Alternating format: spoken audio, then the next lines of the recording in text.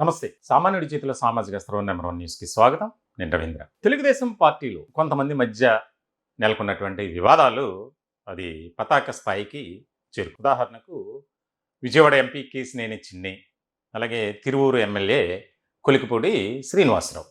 ఈ ఇద్దరి మధ్య ఏర్పడినటువంటి ఆ యొక్క గ్యాప్ గాని, అగాధం గాని దాన్ని ఎవరు కూడా పూడ్చలేకపోతున్నారు. సరి చేయలేకపోతున్నారు. దానికి కారణం ఏంటంటే ఎంత మాట్లాడినా, ఎంత సర్ది చెప్పినా ఇద్దరిలో ఉన్నటువంటి ఇగో అనేది అడ్డొస్తుంది. దానికి సంబంధించి అసలు ఎవరు కూడా తగ్గేదేలే అన్నట్లుగా ఉన్నారు అని. ఈ ఇద్దరి వ్యవహారం పార్టీ అధినేత నారా చంద్రబాబు నాయుడుపై ఒక రకమైనటువంటి తలనొప్పి అంశంగా మారింది. తాజాగా ఏదైతే కొలికిపూడి శ్రీనివాసరావు ఆయన మాట్లాడారు, నన్ను చంపడానికి కుట్ర జరుగుతుంది.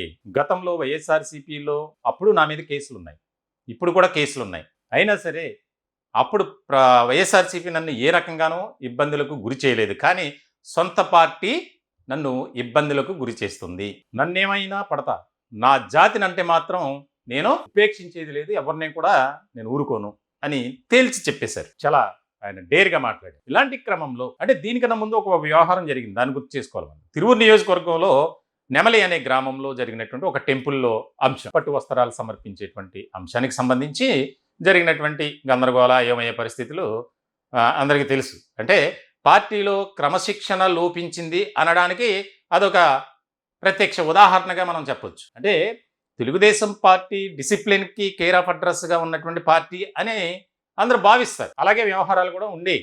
కానీ కొంతమంది వల్ల పార్టీలో ఒక రకమైనటువంటి చర్చ, ప్రజల్లో ఇదేంటి ఇలా జరుగుతుందేంటి, ఎందుకు ఇలా జరిగింది అనే దాని మీద ఒక చర్చ. ఇలాంటి సందర్భంలో ఇద్దరి మధ్య ఏర్పడినటువంటి ఆ విభేదాలు కానీ అన్నీ కూడా పార్టీపై తీవ్రమైనటువంటి ప్రభావం చూపిస్తుంది కేడర్పై అనేది రాజకీయ వర్గాల్లో జరుగుతున్నటువంటి చర్చ. వాస్తవానికి ఎప్పటి నుంచో వారిద్దరి మధ్య ఒక రకమైనటువంటి గ్యాప్ అనేది కంటిన్యూ అవుతుంది. క్రమశిక్షణ కమిటీ ముందు హాజరయ్యారు, ఆ తదుపరి లోకేష్ ఆ ఇద్దరితో కూడా మాట్లాడారు, అనంతరం చంద్రబాబు స్వయంగా ఇన్వాల్వ్ అయ్యి ఇద్దరితో కూడా మాట్లాడారు, రాజీ కుదిర్చే ప్రయత్నం చేశారు. కానీ ఆయన ముందు, పార్టీ అధినేతల ముందు మాట్లాడుతున్నటువంటి ఇద్దరు తర్వాత బయటకు వచ్చిన తర్వాత నువ్వెంత అంటే నువ్వెంత అన్నట్లుగానే వారి వ్యవహార శైలి మాత్రం ఉంది. వారిద్దరిలో కూడా ఎవరిలో కూడా మార్పు రాలి.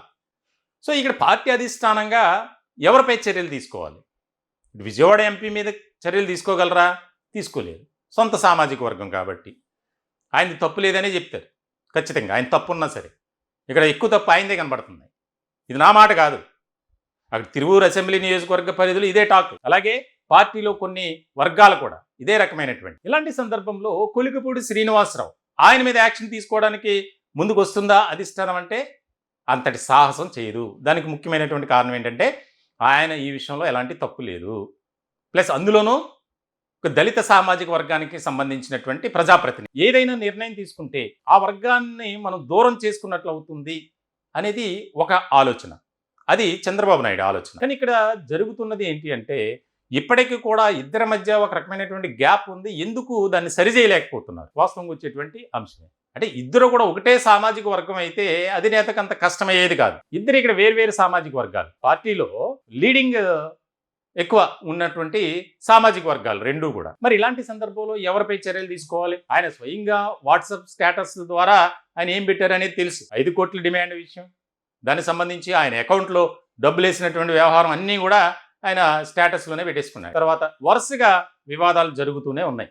ఇప్పుడు తాజాగా ఆయన మాట్లాడినటువంటి విధానం చూస్తే ఖచ్చితంగా నన్ను చంపడానికి కుట్ర జరుగుతుంది, నాకు కనీసం సెక్యూరిటీ కూడా సరిగా లేదు, కాబట్టి అధిష్టానం ఆలోచన చేయాలి అనేది. ఆయన అధిష్టానం ఎలాంటి నిర్ణయం తీసుకున్నా నేను సిద్ధంగా ఉన్నా. తిరువూరు నియోజకవర్గంలో అక్కడ ఉన్నటువంటి ప్రజల అభిప్రాయాలు కనుక మనం చూస్తే కొలికిపూడి శ్రీనివాసరావు ఆయన మీద ఒక మంచి అభిప్రాయం ఉంది. ఎందుకంటే అభివృద్ధి కార్యక్రమాలు కానీ, ఆయన సొంత డబ్బుతో చేస్తున్నటువంటి డెవలప్మెంట్ యాక్టివిటీస్ కానీ, ఆపదలో ఉన్నవారికి సహాయం చేయడం, చదువుకోవడానికి డబ్బులు లేక వారు ఆగిపోయినటువంటి పరిస్థితుల్లో వారికి ఫీజులు కట్టి, అవసరమైతే ట్యాబ్లు కొని, ఫోన్లు కొని ఆయన స్వయంగా ప్రభుత్వంతో సంబంధం లేకుండా గతంలో ఆయన ఇదే పని చేశారు, ఇప్పుడు కూడా అదే చేస్తారు. ఇటువంటి క్రమంలో మనం ఎవరిని వదులుకోవాలి అనేది ఇక్కడ ముఖ్యమైనటువంటి పాయింట్. అలా అని చెప్పి కేశినేని చిన్ని ఎంపీగా ఉన్నారు, ఆయన కూడా పార్టీకి ఎంతో చాలా దగ్గర వ్యక్తి, అన్ని విషయాల్లో ఆయన సహాయ సహకారాలు ఎక్కువగా ఉండేటువంటి పరిస్థితి మనం గమనించు. ఇలాంటి క్రమంలో కానీ ఇప్పుడు ఇద్దరి మధ్య ఒకరిపై ఒకరు ఆరోపించుకోవటం,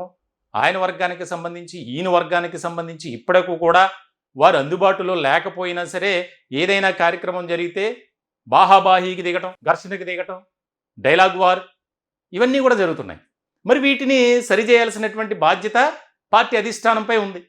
ఖచ్చితంగా చేయాలి. చేయకపోతే అది ఏ స్థాయిలో వెళ్ళిపోతుందో తెలియనటువంటి పరిస్థితి. రేపొద్దున వేరే ప్రాంతంలో అదే 2 సామాజిక వర్గాల మధ్య జరిగితే ఏంటి అనేది కూడా ఇక్కడ ఒక రకమైనటువంటి ఆలోచన చేయాలి.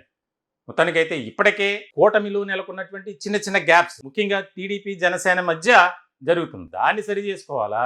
సొంత పార్టీలో జరుగుతున్నది ఏం చేయాలరా బాబు అని ఆయనపై ముప్పేట దాడి. ఇవన్నీ కూడా ఓ పక్కన మంత్రుల పనితీరు, అధికారుల పనితీరు, సీఎం పేషీలో ఒక సీనియర్ ఐఏఎస్ అధికారి ఆయన ఇష్టారాజ్యంగా వ్యవహరిస్తున్నాడు. ఇవన్నీ కూడా ఆయనకి చాలా ఇబ్బందికరమైనటువంటి పరిస్థితులే. చంద్రబాబు నాయుడు మరి ఎలా ఆయన డీల్ చేస్తారు, ఈ వ్యవహారాలన్నీ ఎలా ముందుకు వెళ్తారనేది చాలా కీలకమైనటువంటి అంశంగా మారింది. చూడాలి. ఈ